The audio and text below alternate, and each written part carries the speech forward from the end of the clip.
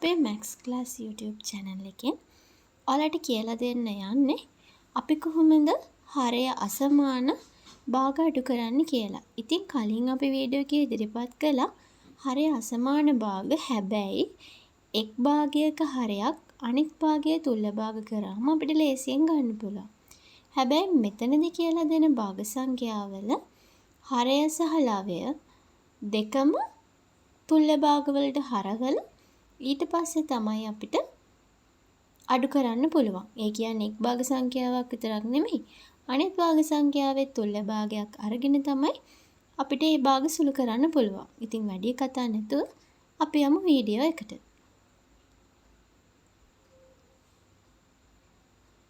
බලන්න.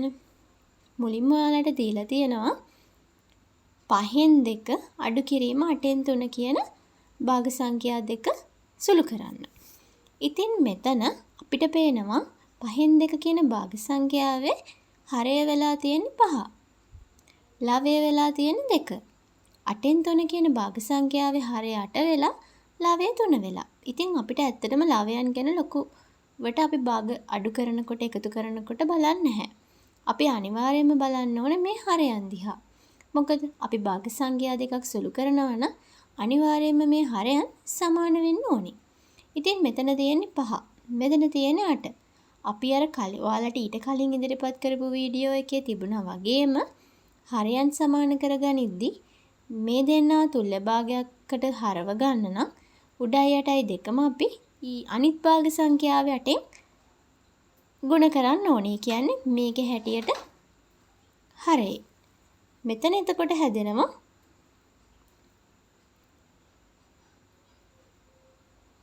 මේ විදිහට 5න් 2 ගුණ කිරීම 8. ඒ කියන්නේ හරයත් ගුණ කරනවා ලවයත් ගුණ කරනවා. ඊට පස්සේ මේ භාග සංඛ්‍යාව ගුණ කරනවා මෙයාගේ හරයෙන්. ඒ කියන්නේ 8න් 3 කියන භාග සංඛ්‍යාව ගුණ කරන්න ඕන 5න්.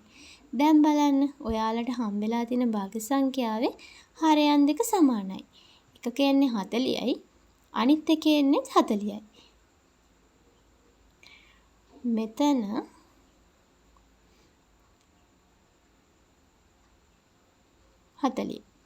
හරිද?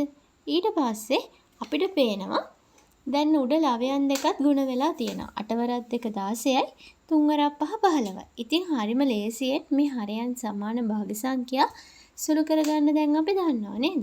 හරයන් සමාන වුණාම කෙලින්ම උඩ ලවයන් දෙක විතරක් අඩු වෙනවා. ඉතින් ලවයන් දෙක අඩු වුණාම අන්තිම උත්තරයේ විදිහට අපිට ලැබෙනවා 40න් එකක්. මෙතන එන්නේ 4. 40න් එකක් අපිට ලේසියෙන්ම ගන්න පුළුවන්. අපි යමු ඊළඟ ගානට. බලන්න.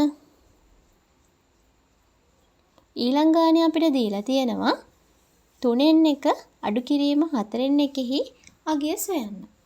ඉතින් 3න් 1 කියන භාග සංඛ්‍යාවේ හරය 3 වෙලා 4න් 1 කියන භාග සංඛ්‍යාවේ හරය 4 වෙච්ච නිසා මුලින්ම අපි හඳුන ගන්නවා මේක හරය අසමාන භාග සංඛ්‍යාවක් කියලා.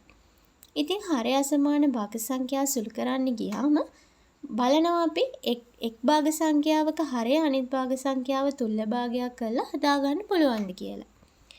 එතකොට අපි අනිත් එක්කෙනා සුළු කරන්න යන්නේ නැහැ. හැබැයි මෙතනදී පේනවා එක්කෙනෙක් විතරක් සුළු කළා හරියන්නේ නැහැ. එක්කෙනෙක් විතරක් තුල්ල භාග කළා හරියන්නේ නැහැ. දෙන්නාම තුල්ල භාග කරගන්න ඕනේ. අන්න ඒ නිසා මම කරන්නේ මේ භාග සංඛ්‍යාව අනිත් භාග සංඛ්‍යාවේ හරය. ඒ කියන්නේ 3න් 1 කියන එක 4ෙනුත් 4න් 1 කියන එක ගුණ කරගන්නවා 3ෙනුත්. මේ විදිහට. ඒ කියන්නේ මේ භාග සංඛ්‍යාව ගුණ කරගන්න ඕනේ අනිත් භාග සංඛ්‍යාවේ හරයෙන්. මේ භාග සංඛ්‍යාව සුළු කරගන්න ඕනේ මෙන්න මේ 3 කියන අනිත් භාග සංඛ්‍යාවේ හරයෙන්. හරිද? දැන් බලන්න. මේ භාග සංඛ්‍යාවේ හරයේ විදිහටත් එනවා 12. අනිත් භාග සංඛ්‍යාවේ හරයේ විදිහටත් එනවා 12. ලවයන් දෙක සාමාන්‍ය විදිහටම ගුණ වෙනවා. 4 වරක් 1 4යි 3 වරක් 1 3යි. ඉතින් හරිම ලේසි. දැන් අපිට හම්බෙලා තියෙනවා ලවයන් සමාන භාග සංඛ්‍යා දෙකක් අඩු කරන්න. ඉතින් මේක ඔයාලා දන්නවනේ. අපි කලින් වීඩියෝ එකත් මේක කියලා දුන්නානේ මුලින්මම. එතකොට උත්තරේ විදිහට අපිට 12න් එකක් එනවා. එතකොට සමහර ළමයි කරන වැරද්දක් තමයි මෙන්න මේ ලවයන් දෙකත් අඩු කරනවා. හරයන් දෙකත්.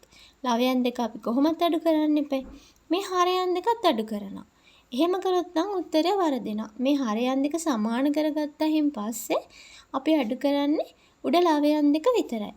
එතකොට හරය අර සංඛ්‍යාවම ලැබිලා ලවය උඩ ලවයන් දෙකේ වෙනසින් ලබා ගන්න පුළුවන්. ඒ විදිහට අවසාන පිළිතුර 12න් එකක් ලබා ගන්න පුළුවන් වෙනවා. බලන්න දැන් ඔයාලට වගන්ති ගාණක් දීලා තියෙනවා. ඉඩමකින් දෙකෙන් එකක් අයිති අයෙකු තම ඉඩමෙන් තුනෙන් එකක් විකුණනවා. දැන් ඔහුට අයිති ඉඩම් ප්‍රමාණය කොපමණද? ගාණ දුන්න ගමන් බලන්න මුලින්ම ඔයාට අයිති වෙලා තිබුණා ඉඩමක් තියෙනවා මේ ඉඩමෙන් දෙකෙන් එකක්. ඒ කියන්නේ මෙන්න මෙච්චර ප්‍රමාණයක් ඔයාට දැන් අයිති වෙලා තිබුණා. ඊට පස්සේ ඔයා මොකද කරන්නේ? මේ ඉඩමෙන් ඔයා විකුණනවා තුනෙන් එකක්. ඒ කියන්නේ අපි හිතමුකෝ මේ ඉඩම අපි කොටස් 3කට බෙදුවා කියලා. බෙදුවාම ওই විදිහට දැන් කැලි 3ක්නේ. මෙන්න මේ කොටස මම විකුණනවා.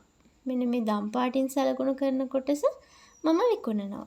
විකුණුවයින් පස්සේ දැන් මට අයිති ප්‍රමාණයනේ අහන්නේ.